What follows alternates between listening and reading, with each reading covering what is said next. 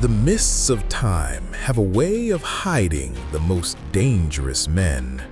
Some because they were forgotten, others because someone wanted them forgotten. In the chronicles of the Roman Empire, many names are etched in marble. Caesar, Scipio, Trajan. But lurking in the shadows are those whose deeds were so ruthless, their enemies, and sometimes even their own Senate, wished their memory erased. This is the story of 5 such generals, men who were not just leaders, but living storms, commanders whose very presence on the battlefield was enough to drain the courage from an army. Some were celebrated in their lifetime, others feared more than loved. All left scars on the map of the ancient world. To understand them, we must step into a time when Rome was a hungry wolf, devouring territory, enslaving nations, and forging an empire from rivers of blood. And in this relentless expansion, it was not politics that built Rome's walls, but men of iron will and ruthless minds.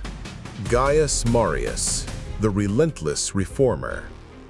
Before Caesar, before Sulla, there was Gaius Marius, the man who reshaped the Roman military forever. A soldier's general, he rose from humble origins to become a 7-time consul. Marius understood one truth: wars are not won by noble blood, but by hardened steel. He tore down the old system, opening Rome's legions to the poor and landless. In doing so, he built a standing army of professionals, loyal not to the Senate, but to their commander. In the wars against the Cimbri and Teutones, ferocious Germanic tribes that threatened Italy, Marius became a nightmare in flesh.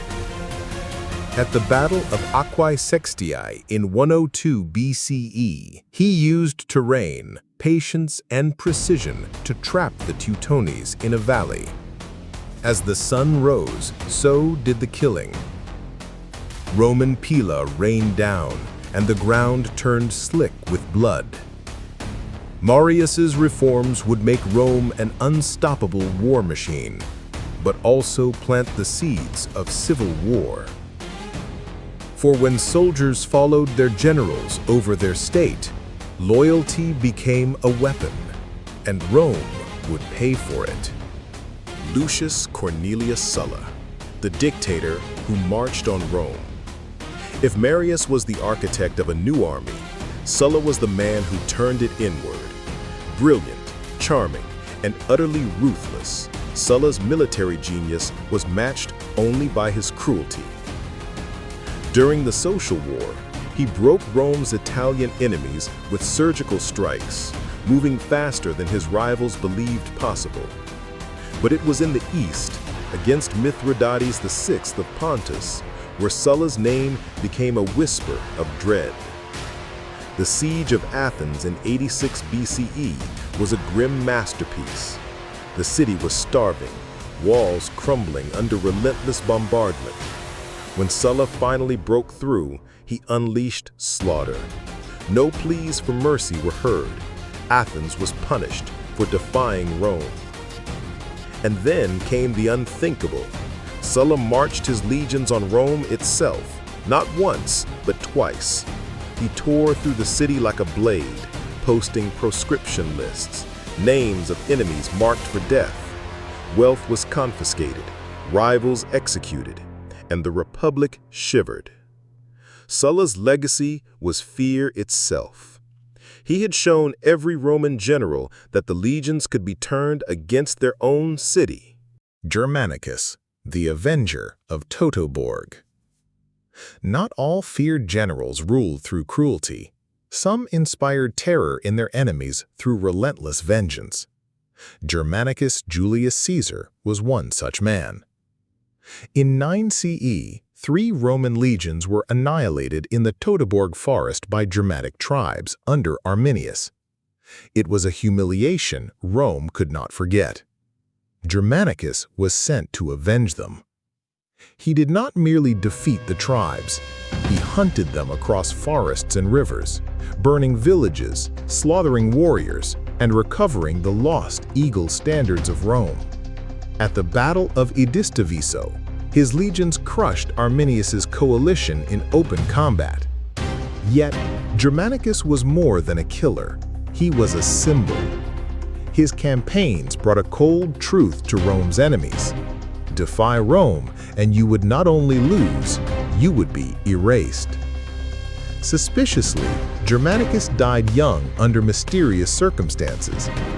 Many whispered that the Emperor Tiberius feared his popularity and had him poisoned.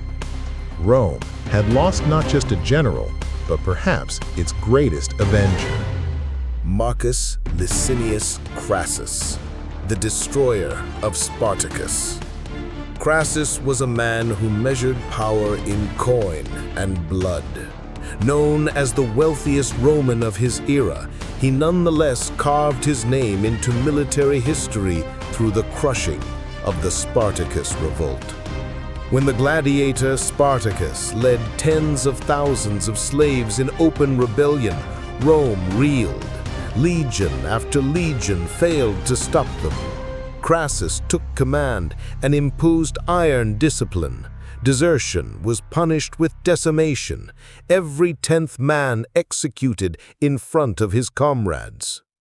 His final trap at the Battle of the Sila River was brutal efficiency, blocking Spartacus between two Roman forces, leaving the rebels nowhere to run. The battlefield became a graveyard. After the victory, Crassus lined the Appian Way with the crucified bodies of 6,000 captured slaves. It was a message written in flesh. No one defies Rome and lives. Though his later hubris at Carrhae would cost him his life, in his prime, Crassus was the embodiment of Rome's cold, merciless authority. Gnaeus Domitius Corbulo, the emperor's iron fist in the East. Corbulo's campaigns in the East were a masterclass in discipline and endurance. Sent to Armenia and Syria in the 1st century CE, he faced not wild tribes, but the powerful Parthian Empire. Corbulo drilled his men with relentless precision, marching them through scorching deserts, fortifying every position and crushing dissent before it could take root. In battle, he favored overwhelming force and psychological dominance. His victory at Artaxata was swift and absolute. The city was burned and its king replaced with a Roman puppet. Even his enemies respected him, calling him a commander worthy of the old republic. But in Rome, glory was dangerous. When Emperor Nero began to suspect Corbulo's popularity, he ordered him to commit suicide. Ever disciplined, Corbulo obeyed without hesitation, falling on his sword. His death sent a chill through the legions.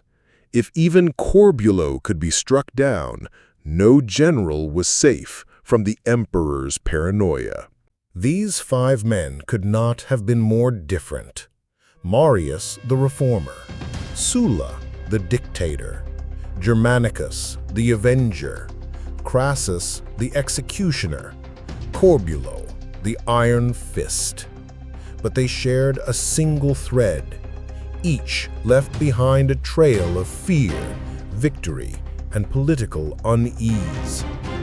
History remembers the victors, but Rome often tried to bury its most dangerous champions, whether out of envy, politics, or fear of their return. Yet no amount of erasure can fully silence deeds carved in blood and iron. As long as we tell their stories, the dust of time will not claim them. And in the echo of the marching legions, their names will live on, not in marble or gold, but in the whispered truth of soldiers around the fire. Beware the general whose loyalty you cannot buy, for you cannot kill his legend.